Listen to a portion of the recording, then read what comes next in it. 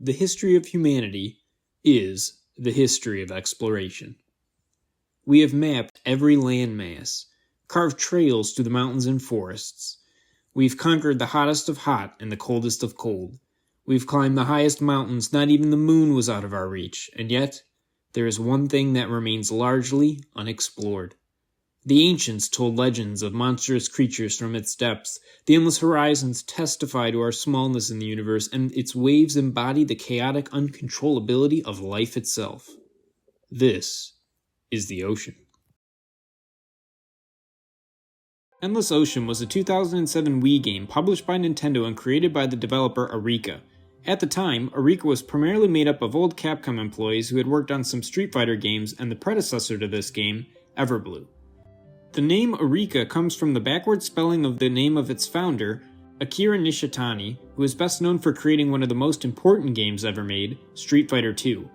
The studio has one of the weirdest resumes consisting of, just to name a few, the Street Fighter X games, Endless Ocean, Dr. Mario Online, Mega Man Network Transmission, some Tetris games, the 3D Classic series, which were remakes of NES games now playable in 3D on 3DS, a Final Fantasy racing game, the 99 series, and most recently, Tekken 8. Just a few weeks ago it was announced that, using the expertise they've acquired from Tekken 8 and Pac-Man, they would be bringing back the Endless Ocean series for a third game, Endless Ocean Luminous, after an almost 15-year time gap. Because of this, I wanted to check out the first game to see if it's worth playing today. Upon booting up the game, you're greeted by a licensed title theme. After you create your save file, you can create a character that looks just like you, assuming you have one of two hairstyles. Also, if you have blonde or white hair, don't worry, you can unlock that later in the game. The lack of options means that the character customization is basically pointless. I don't really care though, as you spend most of your time underwater in a diving suit, so you barely look at your character anyways. Alright, so Hydrated 3-Star Diver is here, and now we're taken to the tutorial to learn the controls. What you swim towards is determined by where you point the Wii remote, so make sure you set up the sensor bar comfortably. After being congratulated for being able to turn to the right, you learn you can swim forward using the B button. If I'm going too fast for you, don't worry, they remember to show you where the B button is on your Wii remote in case you forgot. You can interact with things using the A button and auto swim with the minus button. The D-pad brings up a tool menu, and the 1 button brings up your map. These controls work well, and I got used to them pretty quick. Turning around can be annoying, but the main issue I have with this setup is the auto swim. If you touch any button while auto swimming, you stop. That's fine for most things, as you likely want to stop anyways if you're going to use the interaction options, but auto swim also stops when you open up your map, and this is super annoying. You can't move while looking at your map, and when you're trying to navigate around more complex areas, you're starting and stopping all the time to check your map. You do have a compass in the top left side of your screen, but I didn't find this very useful. I would have much preferred a minimap. After this tutorial, you're introduced to the main NPC character and the focus of the story, Kat. The narrative of the game focuses on her past and why she wants to explore the ocean. It's not that deep of a story, but I won't spoil it here. It more so serves to just keep you moving around to different parts of the map. It's not bad, but you're not going to get very invested in it. After completing the tutorial, I was immediately asked to take this rich old guy on a guided dive. My Wii sensor bar wasn't positioned well, so we spent 90% of the dive staring at the floor. But he loved it anyways and kept saying how excited he was to tell people about the great time he was having. To reward me for my troubles, he gave me a pen. An esteemed fashion designer was my next client, but she spent most of the dive complaining that I kept losing her even though she was 2 feet away from me. Despite this, I was awarded with some sweet cosmetic items after getting a 3-star review. Many moons later, the time had come to explore the deepest part of the ocean, the trench.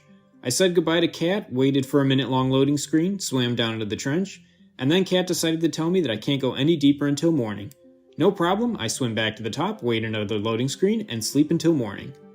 Alright, it is now a new day, fresh for adventure. So I head back down towards the trench after another loading screen, and right before entering it, she decides to tell me I actually don't have the equipment to enter it. So I head back up, after another loading screen, and she tells me that I should be getting an email with the new equipment via an email attachment. I don't know how a PDF is going to help me withstand the 8 tons of pressure per square inch found at these depths, but I march forward anyways. I check my email and sure enough, Alfred Thorman, my wealthy financier, informs me that he had sent the necessary equipment to Kat, who didn't feel like sharing this fact until now. There is also a polar bear chilling on my boat in the middle of what is supposed to be Polynesia.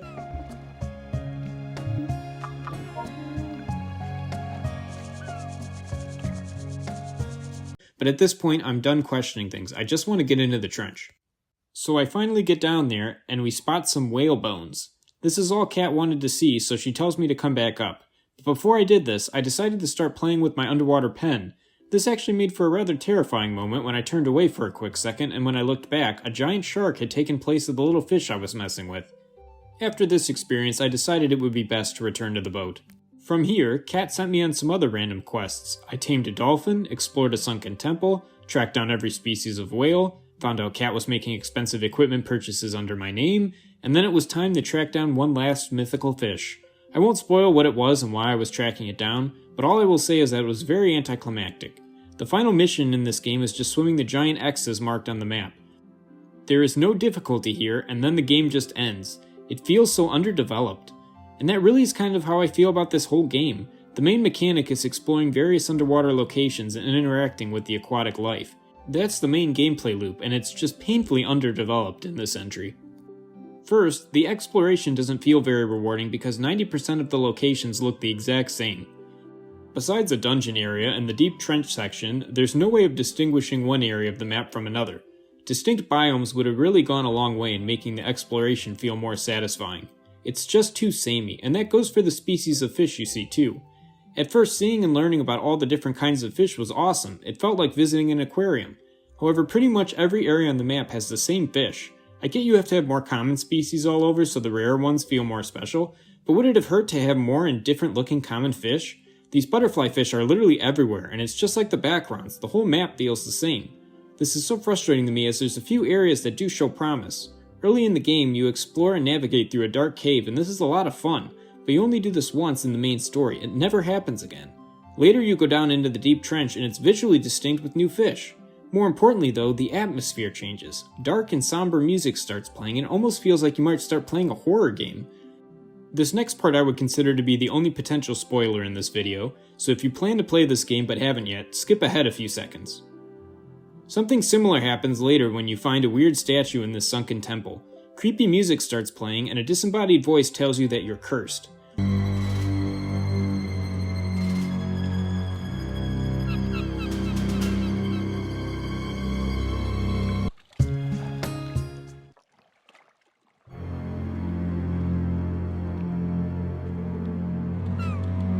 Later you get spam emails telling you something is coming for you, and your hair will turn white with fear.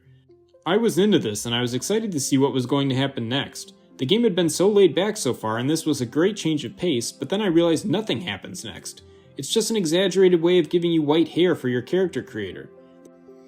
Anyways, the second part of the gameplay loop, interacting with the fish, is also underdeveloped.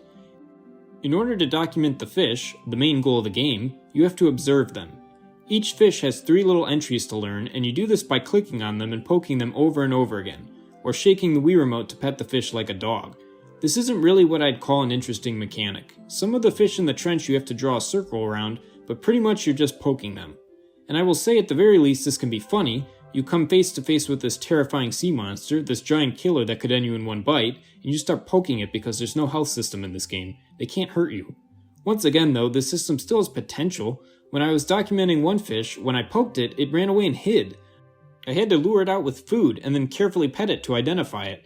It was almost like a point-and-click game. However, this only happened twice in the whole story. All other times I was just tapping A over and over again.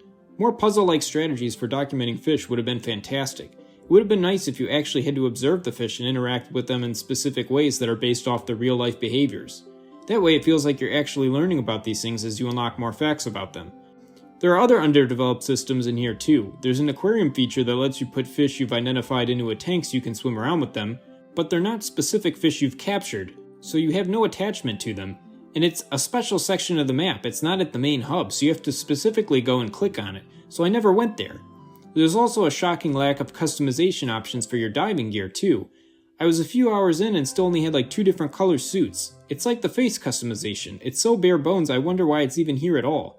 One last feature which I can't review today is the Nintendo Wi-Fi connectivity. It seems you could link up to dive with your friends online, but I'm not sure multiplayer would solve the issues I have with this game.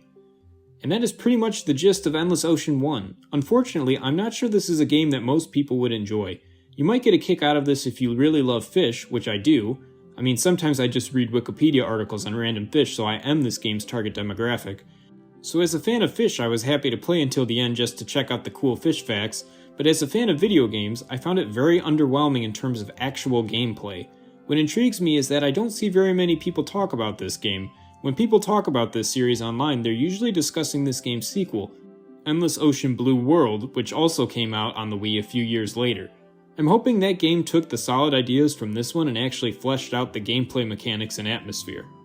I plan on looking at that game too before the new one comes out this May. So until then, thanks for watching, and I hope you have a great day.